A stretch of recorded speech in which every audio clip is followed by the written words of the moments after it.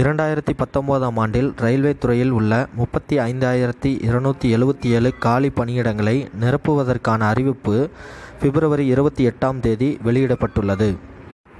இந்த தேர்விற்கான online விண்ணப்பமானது March 1ஆம் தேதி துவங்கப்பட்டு மார்ச் 31ஆம் தேதி முடிவடைகிறது. தேர்வு கட்டணத்தை online, SBI challan, post office challan என 3 முறைகளில் ஏப்ரல் 5ஆம் தேதிக்குள் செலுத்த வேண்டும். 12ஆம் வகுப்பை கல்வி தகுதியாக கொண்டவர்களுக்கு junior clerk cum typist, accounts clerk cum typist, junior time keeper, trains clerk, commercial cum ticket clerk என 10,628 காலியிடங்கள் உள்ளன. பட்டப்படிப்பை கல்வி தகுதியாக கொண்டவர்களுக்கு traffic assistant, goods guard, senior commercial cum ticket clerk, senior clerk cum typist, junior account assistant cum typist, senior time keeper, commercial apprentices, station master என 24,649 காலி பணியிடங்கள் உள்ளன. 12ஆம் வகுப்பை கல்வி தகுதியாக கொண்டவர்களுக்கான குறைந்தபட்ச வயது வரம்பு 18 ஆகவும் அதிகபட்ச வயது வரம்பு 30 ஆகவும் இருத்தல் வேண்டும்.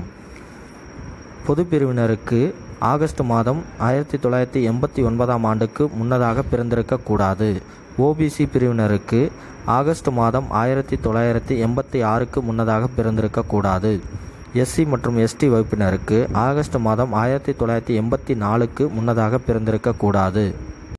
விதவை பெண்கள், விவாகரத்தான பெண்கள் மற்றும் நீதிமன்றத்தின் மூலம் கணவனை பிரிந்து இதுவரை திருமணம் ஆகாத பொது பிரிவினருக்கான வயது வரம்பு 35 ஆகவும் OBCயினருக்கான வயது வரம்பு 38 ஆகவும் SC/ST பிரிவினருக்கான வயது வரம்பு 40 ஆகவும் உள்ளது. இதுவரை குறிப்பிட்ட வயது வரம்பு அனைத்து பிரிவினருக்கான ஏஜ் ரிலாக்சேஷன் வயது வரம்பை உள்ளடக்கியதே ஆகும். பட்டப்படிப்பை கல்வி தகுதியாக கொண்டவர்களுக்கான குறைந்தபட்ச வயது வரம்பு 18 ஆகவும் அதிகபட்ச வயது வரம்பு 33 ஆகவும் உள்ளது. பொது பிரிவினருக்கான வயது வரம்பு ஆகஸ்ட் மாதம் 1986க்கு முன்னதாக பிறந்திருக்கக்கூடாது. OBCக்கான வயது வரம்பு ஆகஸ்ட் மாதம் 1983க்கு முன்னதாக பிறந்திருக்கக்கூடாது. SC மற்றும் STயினருக்கு ஆகஸ்ட் மாதம் 1981க்கு முன்னதாக பிறந்திருக்கக்கூடாது.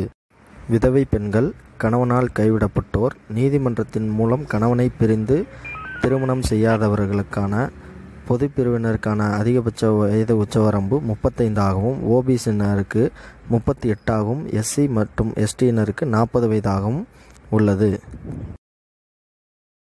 பொது பிரிவினர் மற்றும் கட்டண விலக்கின் கீழ் வராத அனைவருக்கும் தேர்வு கட்டணமாக ரூபாய் 500 செலுத்த வேண்டும். முதல்நிலை தேர்வுக்கு ஆஜராகும் பட்சத்தில் செலுத்தியவரின் கணக்கிற்கே ரூபாய் 400 திரும்ப செலுத்தப்படும். பெண்கள், 3ஆம் பாலினத்தர், எக்ஸ் சர்வீஸ்மேன், SC, ST, சிறுபான்மையினர், பொருளாதார ரீதியில் பின்தங்கிய வகுப்பினர்களுக்கு தேர்வு கட்டணமாக ரூபாய் 250 செலுத்த வேண்டும். தேர்வு கட்டணத்தை ஆன்லைன் மூலமாகவும் ஆஃப்லைன் மூலமாக SBI சலான் மற்றும் போஸ்ட் ஆஃபீஸ் சலான் வழியாக செலுத்தலாம். இந்த தேர்வு 2 நிலைகளில் நடைபெறுகிறது.